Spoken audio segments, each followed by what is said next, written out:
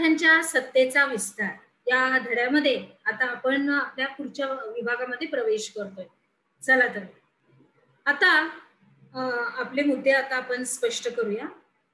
मराठ्यांच्या राज्याचा नाश करण्याचं हे औरंगजेबाचं धोरण फार पूर्वीपासूनच होतं आणि तेच धोरण त्याच्या वारसाने सुद्धा चालू ठेवलं.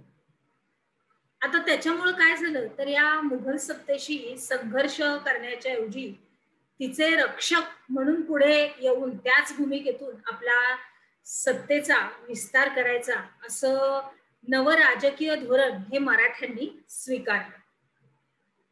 नवे देवालय बांधल्याने जे पुण्य मिळतं तेच जुन्या देवळाचा जीर्णोद्धार केल्यानं मिळतं, हे या धोरणाचं सूत्र होतं.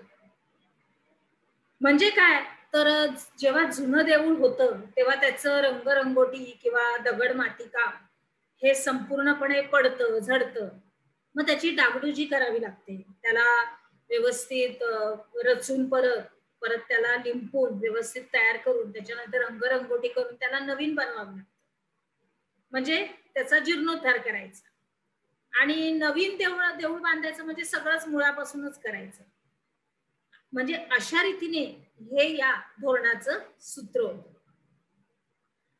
आता मुघल सत्तेला जशी वायव्येकडून येणाऱ्या इराणी अफगाणी हे सगळे आक्रमणांची भीती होती, तसाच त्यांना आसपासच्या पठाण राजपूत जाट रोहिले यांच्यासारख्या स्थानिक सत्ताधीशांपासून सुद्धा धोका होता. त्याच्यानंतर शिवाय दरबारात चालणारी स्पर्धा आणि संघर्ष याच्यामुळेही मुघल सत्ता ही आतून सगळी पोखरून निघाली होती आणि त्याच्यामुळं दिल्ली दरबाराला आता मराठ्यांच्या सहाय्याची गरज होती. आता आपण बघूया बाळाजी विश्वनाथ. तर विद्यार्थी मित्रांनो नीट लक्ष द्या. आता आपण आपल्या आतमध्ये शिरत आहोत आपल्या पुढच्या उपक्रमामध्ये. तर शाहू महाराजांची कैदेतून सुटका झाल्यानंतर त्यांनी बालाजी विश्वनाथ भट्ट याला पेशवा केलं. तर आता हा बाळाजी विश्वनाथ भट हा कोकणातील श्रीवर्धन गावचा होता. तो अतिशय कर्तृत्वान आणि अनुभवी होता. बघा पेशवा त्याला केलेला आहे शाहू महाराजांनी, बरोबर. त्याच्यानंतर म्हणजे आपल्या शिवाजी महाराजांच्या म्हणजेच काय शिवाजी महाराजांचा हा नातू आहे शाहू महाराज, त्यांनी या बालाजी विश्वनाथ भटाला पेशवा केलं. मग शाहू महाराज हे मराठ्यांच्या राज्याचे खरे वारसदार आहेत हे पटवून त्यांनी अनेक सरदारांना शाहू महाराजांकडे वळवलं. संघर्ष कुणाचा चालू होता त्यावेळेस? ताराबाई आणि शाहू महाराज. मग कान्होजी आंग्रे हा मराठ्यांच्या आरमाराचा प्रमुख होता. त्याने महाराणी ताराबाईंची बाजू घेतली. त्याचे शाहू महाराजांच्या मुलखावर त्यानं हल्ले केले. त्याच्यामुळं काय झालं की शाहू महाराजांसमोर एक कठीण परिस्थिती उभा राहिली की या परिस्थितीमुळे त्यांनी बाळाजीला कान्होजी आंग्रेकडे युद्धाला पाठवलं. बाळाजीने युद्ध टाळलं आणि कान्होजीला शाहू महाराजांकडे वळवलं. म्हणजे ती त्याला कला होती. कला म्हणजे काही नाट्यकला वगैरे नाही किंवा नृत्यकला नाही, पण समजावून सांगणं किंवा पटवून देणं हे या बाळाजीला अत्यंत चांगल्या रीतीने यायचं आणि तेच त्यांनी तंत्र अवलंबलं आणि त्यांनी युद्ध हा प्रकारच थांबवला आणि कान्होजीलाच शाहू महाराजांकडे वळवून घेतलं. म्हणजे त्याला त्यांनी समजावून दिलं.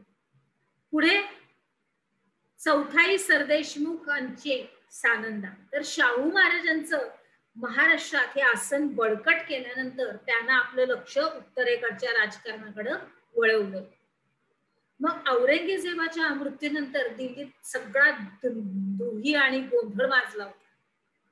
मग तेथे सय्यद बंधू म्हणजेच काय तर अब्दुल्ला हसन आणि हुसेन अली यांचं वर्चस्व निर्माण झालं होतं. आता त्यांच्या मदतीनं बाळाजीनं काय केलं बघा, नीट लक्ष द्या. त्यानं काय केलं, 1719 मध्ये मुघलांच्या बादशाकडून दख्खनच्या मुघल प्रदेशातून काही ठिकाणी चौथाई तर काही ठिकाणी सरदेशमुखी वसूल करण्याच्या सनदा मिळवल्या.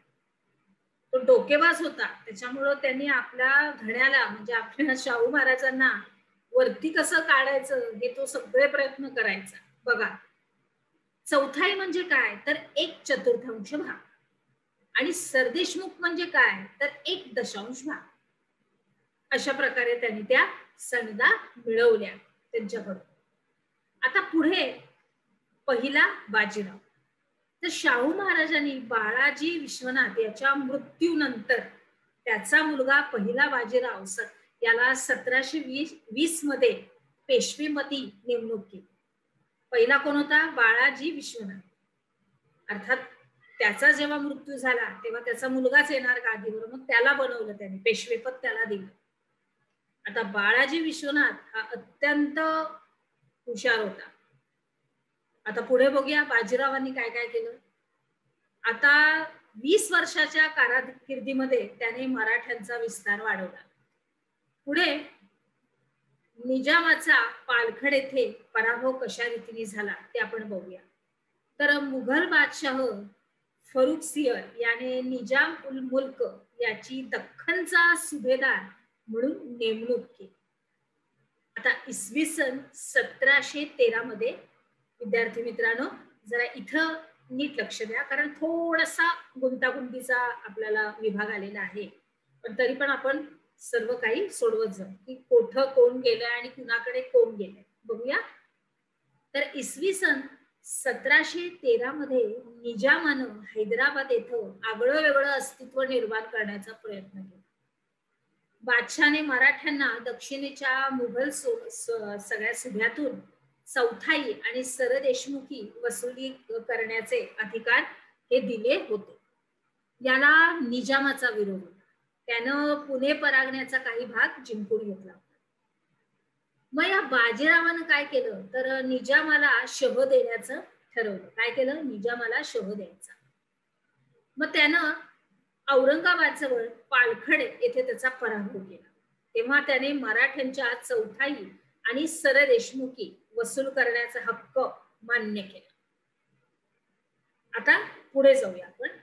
मुघल सत्ता ही कमकुवत झालेली असल्याने उत्तरेला सत्ता विस्तार करण्याचं अधिक वाव आहे हे बाजीरावानं बरोबर ओळखलं होतं. शाहू महाराजांनी त्याच्या या धोरणाला पाठिंबा दिला. खरोखरच अतिशय मुत्सद्दी आणि धोरणी असे हे भट कुटुंब होतं. आपण बघतोय बाळाजी विश्वनाथ भट आणि त्यांचा हा मुलगा पहिला बाजीराव. त्याच्यानंतर पुढे माळवा या आजच्या मध्य प्रदेशामधल्या माळवा हा भाग मुघलांच्या ताब्यात होता आणि बाजीरावाने आपला भाऊ चिमाजी अप्पा याच्या नेतृत्वाखाली मल्हारराव होळकर, राणोजी शिंदे आणि उदाजी पवार यांना माळव्यात पाठवलं. तेथे त्याने आपली ठाणी मजबूत केली. पुढे काय झालं बुंदेलखंड म्हणजेच आजचा मध्य प्रदेश आणि उत्तर प्रदेश या प्रांतातील झाशी, पन्ना, सातार, सागर वगैरे शहरांच्या परिसरातला हा प्रदेश होता. मग बुंदेलखंडात छत्रसाल राजानं आपलं स्वतंत्र असं राज्य स्थापन केलं होतं आणि अलाहाबादचा सुभेदार मुघल मोहम्मद खान बेगश मोहम्मद खान बंगश यांनी बुंदेलखंडावर हल्ला केला. त्यानं छत्रसालाला पराभूत केलं. तेव्हा छत्रसालाने बाजीरावला मदतीची विनंती केली की तुम्ही मला मदतीला या आणि या युद्धामध्ये मला सहाय्य करा. मग बाजीराव मोठी फौज घेऊन बुंदेलखंडास गेला. त्याने त्या बादशाहाला पराभूत केलं. छत्रसालाने बाजीरावचा मोठा सन्मान केला आणि अशा रीतीने माळवा बुंदेलखंड येथे कुठे माळवा आणि बुंदेलखंड इथं मराठ्यांनी आपलं वर्चस्व प्रस्थापित केलं. अशा रीतीने पुढे जाऊया. आपण काय शिकलो ह्याच्यामध्ये म्हणजे काय याच्या अंतर्गत चौथाईचा अर्थ लिहायचा आहे आणि सरदेशमुखीचा. चला तर मग आता आपण आपल्या पुढच्या विभागात प्रवेश करूया.